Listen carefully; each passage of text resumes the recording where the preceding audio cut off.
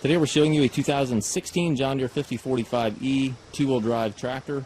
Has a John Deere 512 front-end loader. Tractor has approximately 250 hours on it. It's a very clean tractor, practically new, again with the very low hours. These are rated at 50 horsepower. Has the grill guard up front here. John Deere quick attach for your bucket connection. Has a heavy-duty front bucket on it. As you can see, the paint's in excellent condition. It does have a couple very small surface scratches in the hood. Barely able to pick them out there, but if you look very closely, you will be able to see that. But again, overall, very, very sharp tractor.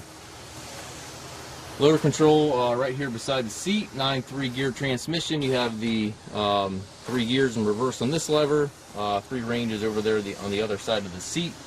And then your hydraulic and 3-point controls there beside the seat as well. Tires are excellent. Has the 3-point hitch, 540 PTO, drawbar, top link, rear remote. Everything's here. Nice tractor for smaller haying operations. Perfect to handle bales, rake hay, bale hay, anything to that nature. Really nice sized tractor.